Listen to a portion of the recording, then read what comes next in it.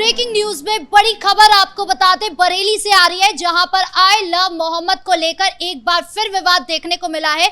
ये विवाद आजम नगर से आ रही है, जहां पर बच्चे क्रिकेट खेल रहे थे और इसमें बच्चे के हाथ से गलती से बॉल पोस्टर को फाड़ गई, जिसके बाद से ये विवाद देखने को मिल रहा है। हिंदू मुस्लिम में झड़प देखने को मिली। तो क्या ये पूरा मामला बताएंगे आपको। मेरे साथ मौजूद है मेरे सहयोगी हर्षजी। सर, आजम नगर में एक छोटा सा मामला इतना बड़ा कैसे हो गया?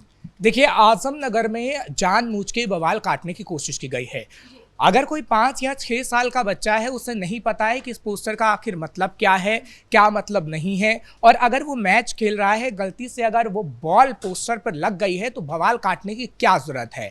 हमने देखा है, क्योंकि अगर पुलिस के मुताबिक हम बात बता रहे हैं, आजम नगर में जो पुलिस कह रही है, पुलिस की तरफ से यही कहा गया है, क्योंकि जो हिंदू पक्ष ने बयान दर्ज करवाया है उसमें यही कहा गया कि बच्चे ने बॉल मारी और वो आई लव मोहम्मद के पोस्टर पर लग गई, जिसमें बवाल हो गया और मुसलमान पक्ष ने हिंदू पक्ष के साथ मारपीट की है। तो कहीं ना कहीं आप ये कह सकते हैं कि कैसे बवाल काटने की जानबूझ की कोशिश की जा रही है। आप कानपुर में देख लीजिए, आप अलग अलग जगहों पर देख लीजिए कि कैसे आई लव मोहम्मद के पोस्टर लहराए जा रहे हैं। हालांकि जो पहले मामला था वो ये बताया गया था कि पोस्टर को शिफ्टिंग करने को लेकर ही सारा बवाल हुआ था, ना कि पोस्टर को हटाने को लेकर बवाल हुआ था, और पुलिस की FIR भी यही कहती है। लेकिन जब ओवैसी की तरफ से ट्वीट किया गया कि देखिए योगी कैसे आई लव मोहम्मद पोस्टर लगाने के नाम पर FIR कर रहे हैं, तो कहीं कहीं बवाल भड़क गया। और ये उत्तर प्रदेश से लेकर झारखंड से लेकर महाराष्ट्र से लेकर दिल्ली, कई जगहों पर हमें ऐसी तस्वीर देखने को मिली है। ये प्रदर्शन रुकने का नाम ही नहीं ले रहा है। लगातार हम देख रहे हैं कि यूपी के अलग अलग जिले में ये प्रदर्शन चल रहा है। कल भी ऐसा मामला आया था जहाँ पे प्रदर्शन रुकने का नाम नहीं ले रहा, जिसके बाद सिर तन से जुदा के ऐसे नारे लग रहे थे, जिसके बाद पुलिस ने जो है FIR की 70 लोगों को एक साथ उठा के ले गई पुलिस। 70 लोगों को नहीं, 300 लोगों के खिलाफ FIR दर्ज की गई है। ठीक कहा आपने, 70 लोगों को पहले दर्ज की गई थी, लेकिन और लोगों के नाम जोड़े गए हैं और 300 लोगों पर FIR दर्ज की गई है। अभी 70 लोगों को जेल में डाला गया है, लेकिन 300 तकरीबन ऐसे लोग हैं जिन्हें जेल में डाला जाएगा।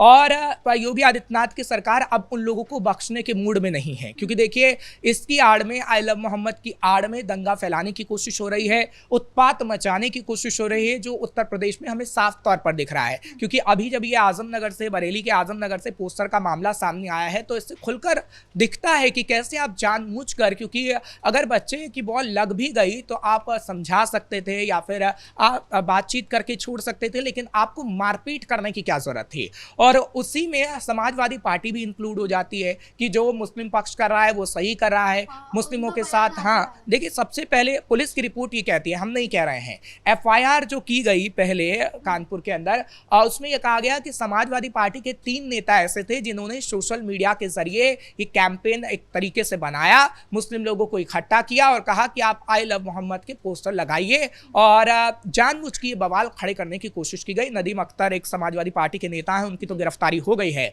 लेकिन 2 और समाजवादी पार्टी के नेता हैं, उनकी अभी गिरफ्तारी नहीं हुई है, वो फरार चल रहे हैं। हालांकि समाजवादी पार्टी की तरफ से उस वक्त कार्रवाई कोई नहीं की गई, लेकिन 2 दिन बाद जब बवाल मचा तो उनको पार्टी से बाहर का रास्ता दिखा दिया गया है। लेकिन सवाल यही है ना कि समाजवादी पार्टी के नेता क्यों ऐसे तूल देने की कोशिश करते हैं? क्या अखिलेश यादव की तरफ से उनको निर्देश दिए जाते हैं और अखिलेश यादव की तरफ से ही कहा जाता है कि जाइए आप बवाल काटने की कोशिश करिए? क्या अखिलेश यादव ये निर्देश देते हैं? क्योंकि समाजवादी पार्टी के नेता हर एक ऐसे मुद्दे में क्यों आगे आ जाते हैं? इस मामले में भी तो सियासत हो सकती है ना, कि कहा जा सकता है कि हिंदू बच्चे ने जानबूझकर बॉल मारी होगी, तभी ये मोहम्मद का पोस्टर जो है वो फट गया। नहीं, ऐसे सियासत तो अभी भी हो रही है, यहाँ पे नहीं। सियासत आई लव मोहम्मद के पूरे पोस्टर को लेकर हुई है। आप इकरा हसन का बयान देख लीजिए। इकरा हसन ने जो बयान दिया है, इकरा हसन कहती है कि हम अपने मोहम्मद, हाँ, तानाशाही हो रही है, मोहम्मद साहब का अपमान बर्दाश्त नहीं करेंगे। अरे, अपमान किसी ने नहीं किया है, आपको समझने की जरूरत है। आप जो उसमें राजनीति करने की कोशिश कर रही हैं, अखिलेश यादव राजनीति करने की कोशिश कर रहे हैं, किसी ने कहीं पे भी पोस्टर को नहीं फाड़ा है। अगर पोस्टर को फाड़ा होता तो सोशल मीडिया का जमाना है, उस पर तस्वीर आई होती, उसकी तस्वीर आई होती, पुलिस की रिपोर्ट में वो दर्ज होता। कोई अगर पुलिस FIR लिख रही है तो FIR की कॉपी भी मीडिया कर्मी के पास आई है, उसमें ऐसा कुछ नहीं है कि किसी ने आई लव मोहम्मद का पोस्टर फाड़ा हो। लेकिन मुसलमान तबके के लोग ये बताने की कोशिश कर रहे हैं और समाजवादी पार्टी जैसे लोग लोगों को भड़काने की कोशिश कर रहे हैं कि देखिए कैसे आई लव मोहम्मद के पोस्टरों को फाड़ा जा रहा है, और नफरती जो पैगाम है वो देने की कोशिश योगी आदित्यनाथ की सरकार कर रही है। अच्छा, आई लव मोहम्मद को लेकर जो पलटवार है वो भी शुरू हो गया। हमने देखा कि सनातनी फोर्स जो है वो नीचे उतर गई है सड़कों पर, वो भी आई लव महादेव के बैनर लेकर सड़कों पर घूम रही है, नारे लगा रही है, लेकिन हाँ, अराजकता कहीं नहीं है। देखिए, दरअसल बात अगर वाराणसी की करें तो ये वाराणसी की तस्वीर है, जहां पर वाराणसी में ये तस्वीर देखने को मिली है, क्योंकि वाराणसी में आई लव महादेव के पोस्टर लगाए गए और ये कहा गया कि आई लव मोहम्मद के पोस्टर के साथ किसी ने ऐसी छेड़छाड़ नहीं की है, लेकिन अगर आप अपनी शक्ति दिखाने की कोशिश करेंगे, मुसलमान तबके को कहा गया है कि अगर 30% अपनी शक्ति दिखाने की कोशिश करेंगे तो 70% भी अपनी ताकत को दिखा सकते हैं। और लहराए गए पोस्टर वाराणसी के अंदर आई लव महादेव के, और सैकड़ों लोग थे, एक नहीं दो नहीं, सैकड़ों लोग थे और शांतिपूर्ण वो पोस्टर लगाए गए हैं। पुलिस हालांकि तैनात थी, वहां पर कोई ऐसा घटनाएं नहीं हुई है, लेकिन आई लव मोहम्मद को लेकर देखिए आप कितनी घटनाएं हो रही हैं।